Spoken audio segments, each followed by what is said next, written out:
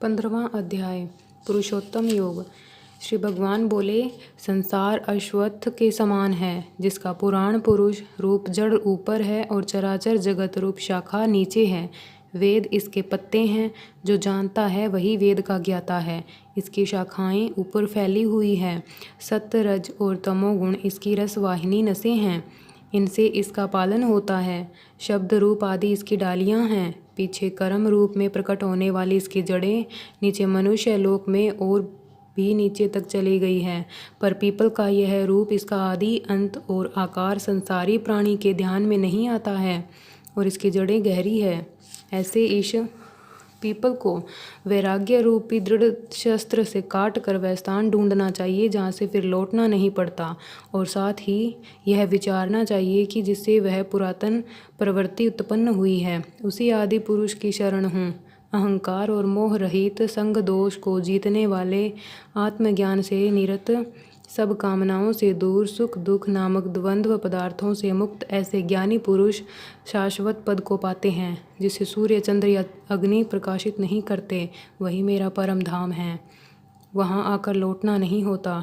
मेरा सनातन अंश इस जीवलोक में जीव का रूप धरकर प्रकृति में स्थिर पांचों इंद्रियों और छठे मन को उससे छुड़ाता है। जैसे वायु पुष्पादिकों की गंध को दूसरे स्थान में ले जाती है, उसी प्रकार यह देही स्वयं शरीर धारण करने के बाद जब उसका परित्याग करता है, तब इंद्रियों और मन को साथ ले जाता है। कान, आँख, चर्म, जीभ, नाक और मन का आश्रय लेकर वह जीव विषयों का ही भोग करता है। एक देह से दूसरी देह में जाते समय अथवा एक ही देह में रहते हुए अथवा इंद्रियों से युक्त हो विषयों को उपभोग करते हुए इसको मूर्ख देख नहीं सकते, किंतु जिनके ज्ञान रूप नेत्र है वे देखते हैं। यत्न करने से योगी जन देख सकते हैं, परंतु अज्ञानी यत्न करने पर भी इसे नहीं देख पाते। जो तेज सूर्य, चंद्रमा और अग्नि में वर्तमान है और जगत को प्रकाशित करता है, उसे मेरा ही तेज मानो। मैं ही पृथ्वी में प्रवेश कर अपने तेज से समस्त भूतों को धारण करता हूँ, और इनमें भरा हुआ चंद्रमा बनकर मैं ही सब औषधियों को पोषण करता हूँ। मैं जठराग्नि होकर प्राणियों के देह में प्रविष्ट हूँ और प्राणवायु अपान वायु से संयुक्त होकर चारों प्रकार भक्ष्य, भोज्य, चोष्य, लेह से भोजन किए प्राणियों के अन्न को पचाता हूँ। संपूर्ण भूतों के हृदय कमल में निवास करता हूँ। मुझसे ही स्मृति, ज्ञान और उनका नाश होता है। सब वेदों में जानने योग्य मैं ही हूँ। वेदांत का कर्ता और वेदों का ज्ञाता मैं ही हूँ। इस संसार में क्षर और अक्षर ये दो पुरुष हैं। जितने नाशवान प्राणी हैं वे क्षर कहलाते हैं, और उसमें कूटस्थ अर्थात शैल शिखर के भांति स्थिर चैतन्य को अक्षर कहते हैं। किंतु उत्तम पुरुष परमात्मा विकार रहित, सर्वनियंता, बंधन मुक्त, नित्य रूप, तीनों लोकों में प्रविष्ट, धारण पोषण करता है। वह इन दोनों से अलग है। मैं अक्षर अक्षर से उत्कृष्ट हूँ। इसी कारण से लोक और वेद में पुरुषोत्तम नाम से विख्यात हूँ। हे भारत, जो ज्ञानी जन इस प्रकार से मुझको पुरुषोत्तम जानते हैं, वह सब कुछ जानते हैं और सर्वतो भावेन मेरा ही स्मरण करते हैं। हे भारत, शास्त्र के गुह्य भेद को जो मैंने कहा है, जानकर बुद्धिमान पुरुष कृतकृत्य होता है। महात्म्य। श्री नारायण जी बोले, हे लक्ष्मी, अब 15वें अध्याय का महात्म्य सुनो। उत्तर देश में एक नरसिंह नाम का राजा था और सुभग नामक मंत्री रहता था। राजा मंत्री पर बड़ा भरोसा करता था। मंत्री के मन में कपट था। मंत्री था, राजा को मार कर यह राज्य मैं ही करूँगा। इसी भांति कुछ काल व्यतीत हुआ। एक दिन राजा नौकर चाकरों सहित सो रहा था, तब मंत्री राजा को सारे नौकरों समेत मारकर राज्य करने लगा। राज्य करते बहुत समय बीत गया।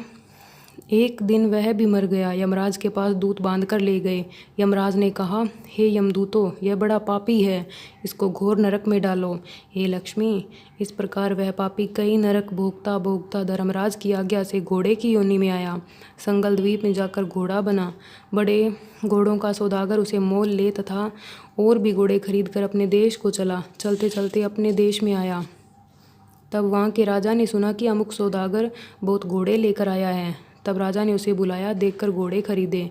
उस घोड़े को भी खरीदा। जब उस घोड़े को फेरा, तब राजा को देखकर उसने सिर फेर लिया। राजा ने देखकर कहा कि यह क्या बात है, घोड़े ने सिर फेरा है, इसका क्या कारण है? तब पंडित ने कहा कि घोड़े ने आपको सिर नवाया है। राजा ने कहा, यह बात नहीं है। कई दिन पीछे राजा शिकार खेलने को उसी घोड़े पर सवारी करके गया। वह घोड़ा जल्दी चलता था। राजा शिकार खेलते खेलते बहुत दूर चला गया। उस दिन हाथों हाथ राजा ने शिकार पकड़ कर मारे। राजा बहुत प्रसन्न हुआ। दोपहर हो गई। राजा को तृषा लगी। वन में एक अतीत देखा। कुटिया में बैठा है। तालाब जल से भरा है। वहाँ राजा उतरा। घोड़ा वृक्ष से बांधकर कुटिया में गया। देखा तो साधु अपने पुत्र को गीता के 15वें अध्याय का पाठ सिखा रहा है। वृक्ष के पत्ते पर श्लोक लिख दिया है। बालक को कहा कि खेलते फिरो और उसको कंठस्थ भी करो। जिस वृक्ष से राजा ने घोड़ा बांधा था, उसी वृक्ष के पत्ते पर श्री गीता जी का श्लोक लिखा था। वह बालक पत्ता लेकर खेले और वहाँ पड़े भी। उस पत्ते को घोड़े ने देखा, तत्काल उसकी देह छूटी। देव देही पाई। स्वर्ग से विमान आए, जिस पर बैठकर बैकुंठ को चला। इतने में राजा पानी पीकर बाहर आया तो देखा घोड़ा मरा पड़ा है। राजा चिंतावान होकर बोला, यह घोड़ा किसने मारा? इसे क्या हुआ?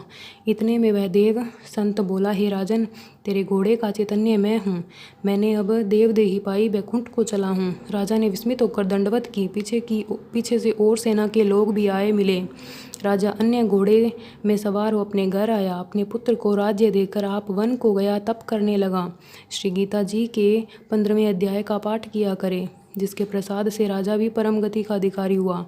श्री नारायण बोले, हे लक्ष्मी, 15वें अध्याय का यह मातम्य मैंने तुमको सुनाया है। जय श्री कृष्ण।